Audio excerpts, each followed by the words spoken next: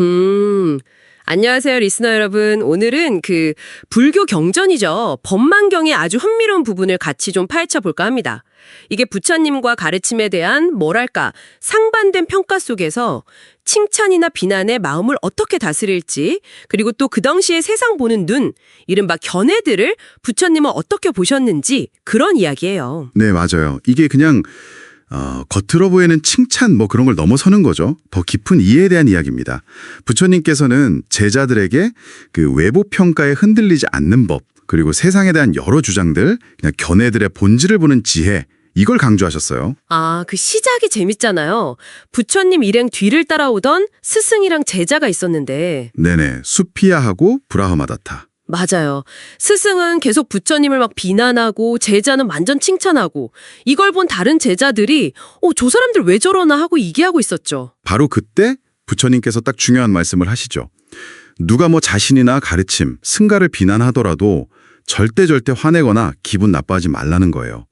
왜냐면 감정에 휘말리면 그게 오히려 자기 손해고 또 뭐가 옳고 그른지 판단을 못하게 되니까요. 그렇죠. 그리고 반대로 칭찬 받을 때도 마찬가지라고 하셨죠. 너무 막 기뻐하거나 들뜨지도 말라고. 결국 뭐 칭찬이든 비난이든 감정이 막 이렇게 출렁이는 것 자체가 수행에는 걸림돌이 된다. 이런 말씀이신 거죠. 네, 대신에 뭐랄까 사실이 아닌 비난은 그거 사실 아니다. 그냥 딱 그렇게 지적하고 또 사실인 칭찬은 그거 사실이다. 인정은 하되 거기에 마음이 뭐 묶이지 않는 거. 그 평정심. 그게 중요하다고 강조하셨어요. 부처님 칭찬할 때 뭐 살생 안 하고 도둑질 안 하고 거짓말 안 하고 이런 도덕적으로 깨끗한 삶, 이걸 이제 계행이라고 하잖아요. 근데 이게 아주 사소한 부분일 뿐이라고 하셨다는 거죠. 저도 이거 처음 봤을 때 좀 했어요. 윤리적인 삶이 뭐 안 중요하다는 건가? 하고요. 네네. 그 부분이 약간 오해하기 쉬운데요. 경전에 보면 구체적으로 그런 기본적인 것들, 뭐 살생금지, 도둑질금지 이런 것부터 해서 심지어 막 춤이나 노래 구경 안 하고 화려한 장식 안 하고 높은 침대 안 쓰고 점이나 주술 같은 세속적인 이익 추구 안 하고 이런 내용들이 아주 상세하게 나오거든요. 근데 부처님 생각은 이런 외적인 행동 규범, 그게 다가 아니라는 거예요. 물론 기본이죠.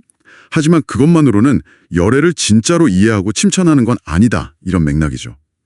그 사소하다는 표현은 깨달음이라는 훨씬 더 큰 목표에 비해서 그렇다는 좀 상대적인 의미로 봐야 합니다. 아하, 그렇군요. 그러니까 그런 계행들이 뭐 필요 없다 이런 뜻이 아니라 그보다 훨씬 더 깊고 본질적인 게 있다는 말씀이시네요. 정확합니다.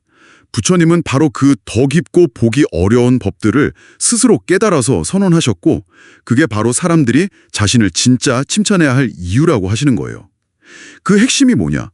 바로 당시 인도 사회에 정말 넘쳐났던 다양한 철학적 견해들, DT라고 하죠. 이걸 꿰뚫어 보시는 통찰력입니다. 이야, 그 견해들이 경전에는 무려 62가지나 나온다고요?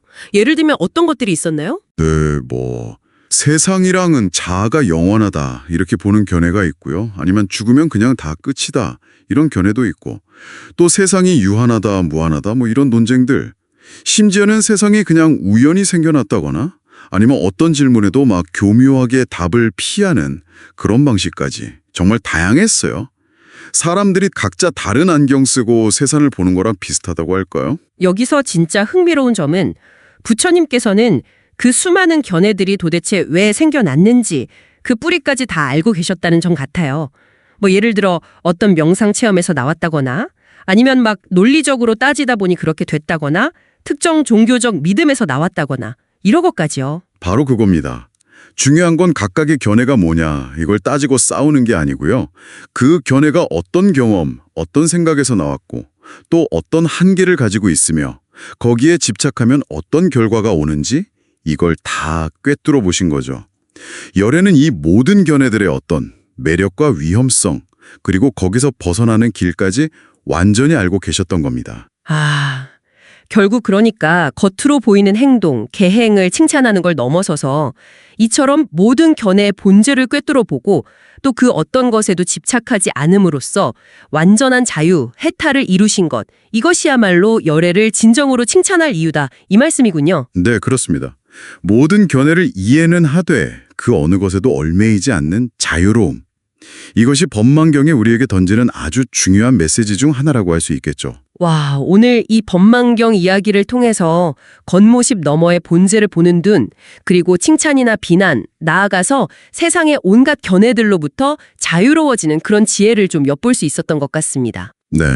세상을 이해하려는 여러 시도들을 존중은 해야겠지만 그렇다고 그것만이 유일한 진실인 것처럼 막 집착하지 않는 그런 열린 마음이 중요하지 않을까 싶어요.